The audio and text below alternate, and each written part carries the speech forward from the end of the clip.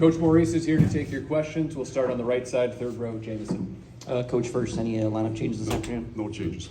Going back to last game, you said obviously, coming off a loss, being at home, they'd have the emotional advantage early. Do you feel like that might be the case for your team now? You're tonight at home, coming off a loss. Well, it certainly maybe goes back to even. They get to feel good about the win. We get a little more tension in our room. Should be, just the excitement of it. You are back home, so yeah, I think we go in even. I think that's what you're seeing, right?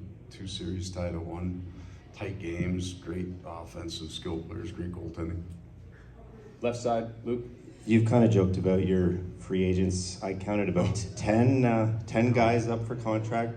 How much of a motivational factor do you think that is? Do you use it as a coach? Do you think subconsciously it's been being used? I don't use it. I'm aware of it, not in the playoffs, but more in the regular season, and only if I see a player struggling to understand the weight maybe that he's feeling. The age of these players, a lot of them are newly married. Sometimes they just have kids. Especially, there's a big group of players in the National Hockey that are absolutely not worried about whether they have a job the next year. They're going to get the job. They're probably going to get paid, so there's not that same fear.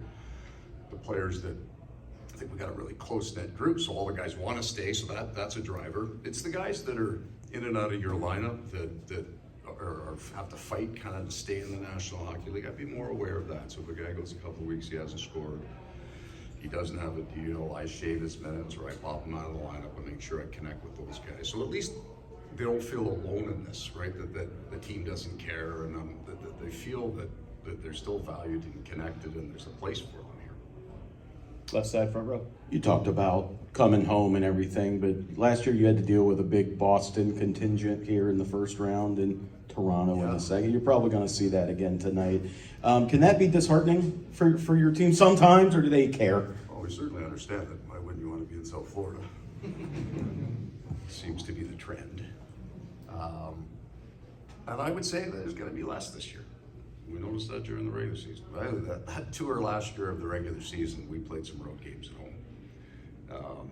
And then it disappeared, so there'll be lots of Panther fans tonight. Right side, second row. I'm curious, going against Vincent Trocheck, what are the things that impress you most or frustrate you most when watching your guys play against him? I don't know that I've sensed an emotion about coaching against him. Really good player, good stick around the net. Competitive guy, good on face-offs, great set of hands. You got to close the gap, but he would be in that lead, in that area of the guys with great small area hands, right? They don't need much room. They're not afraid to go to the net to find that small area, and they finish. So he's not the biggest guy out there, so you respect the fact that playoff hockey gets heavier. Those guys are pretty competitive guys. Left side, second row, Tom. Paul Ekman-Larsson, when you guys brought him in this year, he had to play a bigger role at the start of the season because the guys were hurt, and then he kind of receded a little bit into a smaller role. What does that guy say about him, that he was kind of able to just handle that, do what you needed when you needed him, and then go back into a different role when you needed him?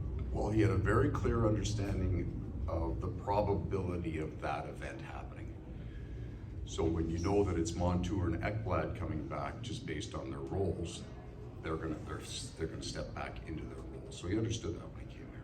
But he also felt they'd almost been offered. He hadn't been healthy for 2 years, and then he was out in February of last year and hadn't played. So he actually had his first summer of training where he wasn't rehabbing, he was training, that he could come back in and reestablish himself as a defenseman. That was the opportunity that we had for him, and he's certainly made the most of it. He's been so very good for us, and we love him.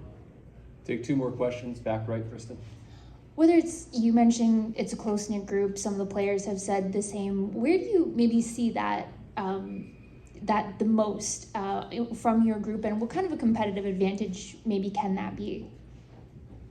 You see it in the smallest daily interactions, right? The number of players at a table when you first walk into a meal, the first table gets filled before they spread out to 5 other tables, and then the next table gets filled because they all like being around each other. It's the conversations, it's how many guys stay on the ice after practice, what it looks like in the weight room.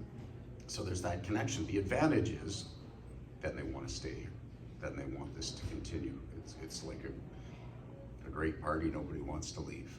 Right? So we've got a good bunch of guys. They all feel like they're a part of it. This is such an exciting time of year. But everybody then has close friends. They want this to continue.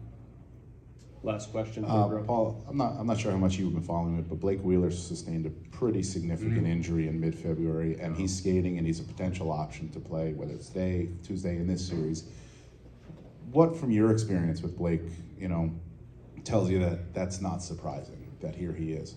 Well, the first, and I don't know what the injury was, the specifics of it. The first thing was if he's down and he doesn't come back in a game, he's hurt bad.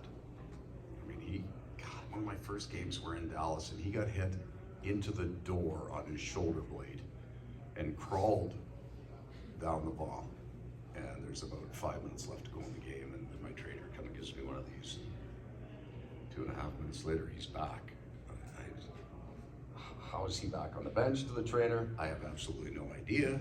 To me, and he went out and played. I just said, "You good?" And he didn't say anything. He just kind of shook his head. He nodded. He went out and closed the game out for us. So he's a tough man. He can play. I've seen him play with a flu. I don't know how he got through the game. And so inspirational leader in that part. Tough as nails.